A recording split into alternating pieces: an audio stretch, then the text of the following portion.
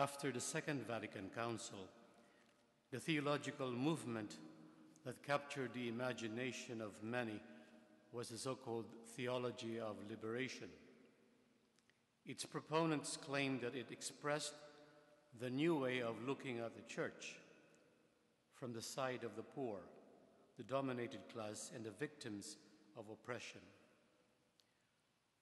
Those against it warned of its methodology, particularly its use of Marxist historical analysis.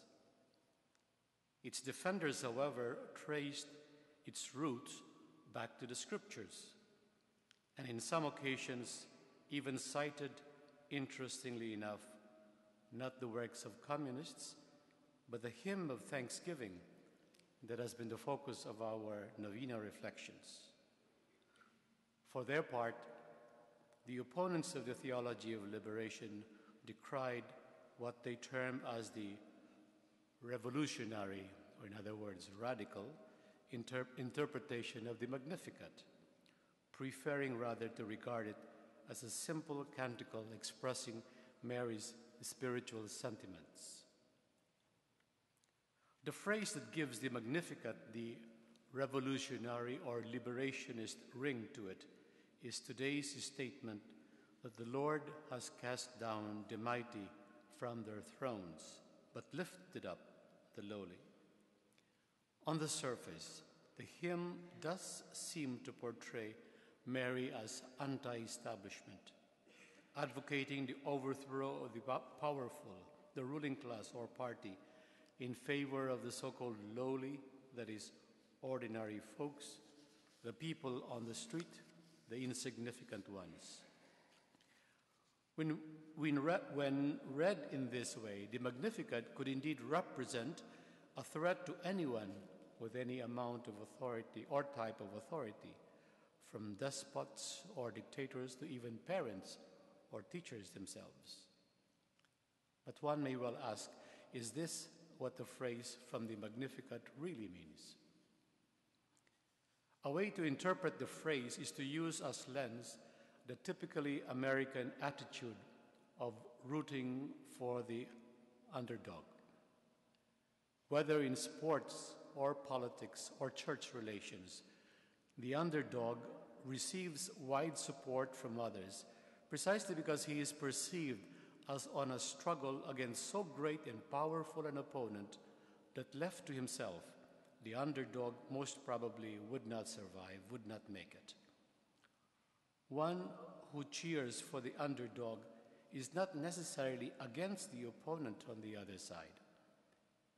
However, rather than looking at it simply as a fair and square contest, this supporter chooses to view it from the side of the underdog. And recognizing the odds, he casts his lot with the less favored one. I believe this is also what Mary is saying when she exclaims that God puts down the mighty from their seat of power and lifts up the victims, the colonized, the downtrodden. She's not advocating revolution for the sake of revolution. She's expressing a historical fact, God siding with the poor and excluded, defending their rights and dignity, even if this would mean toppling those in power. Mary is recognizing and thanking God, the champion of the underdog. She believes that anyone who oppresses and demeans people will have God to contend with. But in my opinion, this is only one part of the interpretation. The other says that all those in power and means must come to the support and aid of those without power, without voice, and without means. We can get so caught up in the adversarial interpretative mode of me against them, the mighty versus the lowly, those in authority against the subjects, the employers against the employees, etc., that we forget that after all is said and done, both the powerful and the helpless are still children of God, whose well-being remains God's concern. Furthermore, we forget that the person Mary is thanking for, lifting up the lowly, is none other than the one whose might knows no bounds and whose almighty power is now put at the service of the poor and the lowly. We can go back to the parable of the prodigal son to illustrate a bit more this attitude on God's part. The compassionate father refused to look at the situation the way the elder son saw it. To him, it was not a matter of preferring the younger wayward son over the faithful older son. It was a matter of seeing someone hitting bottom, needing so much help just to get up, and others coming to his rescue.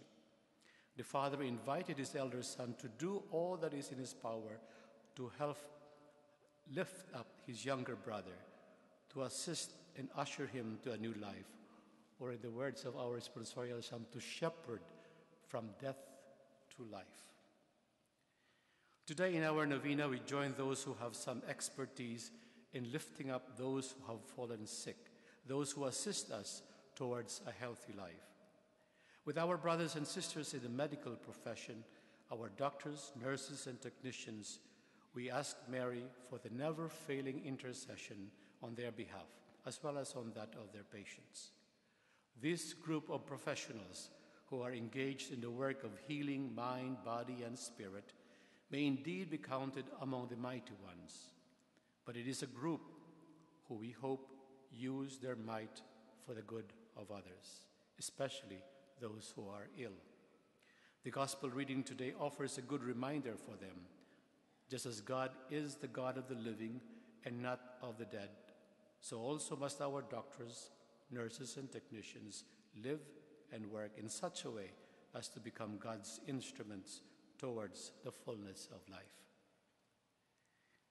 One project that our group, the SSS, or the Solidarity with South Sudan, has initiated is a training of health workers. As you may have heard, the rate of infant mortality and the cases of maternal death at childbirth in sub-Saharan Africa remain high because of lack of health personnel and proper education.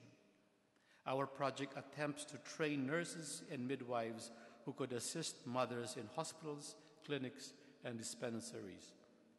Thankfully, those in the Ministry of Health in South Sudan have come to appreciate this initiative and have expressed willingness to work with us.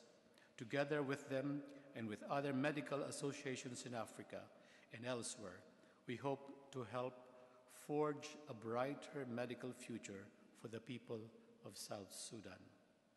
This is our small way of conscripting the mighty towards helping and lifting up the sick, the poor, and the lowly.